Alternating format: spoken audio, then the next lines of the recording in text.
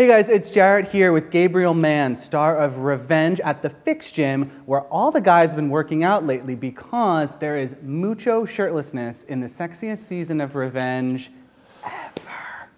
Talking all about that and the rebooted season 3 that you are going to die for. We are in the Fix Gym. This was, in terms of where I have been and where I've spent my time after sort of the end of season 2, and even a little bit before that. This is a gym that I am a partner in, I am an investor in, I am a huge believer in, and I think we have at least half our cast training here now at this gym. So what excites you about season 3 of Revenge? You know, we've sort of been introduced to everybody and the basis of kind of the plot and the show in season 1. Season 2, our world sort of expanded exponentially, and you know, we brought in villains and sort of family members out of the woodwork and explored the businesses that made these people billionaires and made sort of this world tick. And I think in approaching season 3, there is definitely a pared back approach. We kind of are, in many ways, taking it back to the basics and sort of saying, hey, you've seen where these people work, you've seen what they do, let's throw everybody back on the beach and put a cocktail in their hand and you know, see what happens when you pull out the red Sharpie. You know, the villains of our show are really and truly the Graysons. You know, it's Conrad, it's Victoria.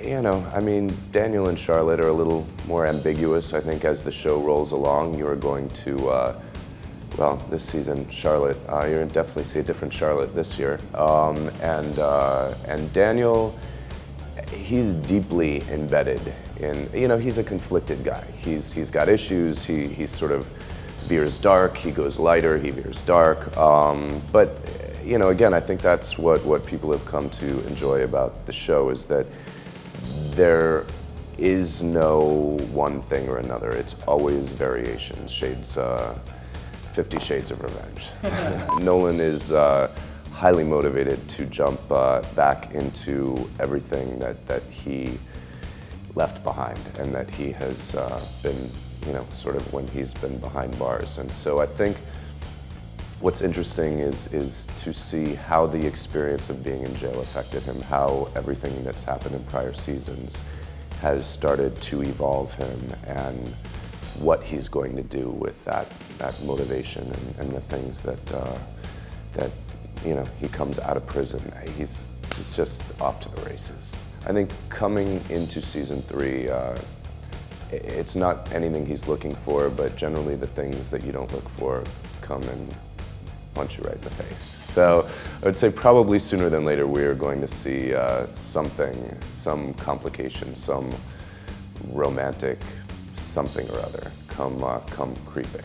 Is that romance with a guy or a girl? I would say it's an equal opportunity year for Nolan.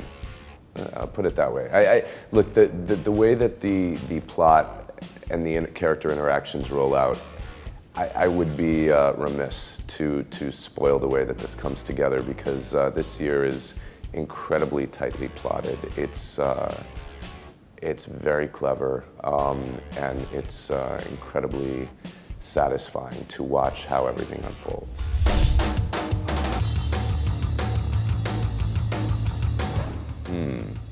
You know, Fred from Scooby-Doo rocks an ascot.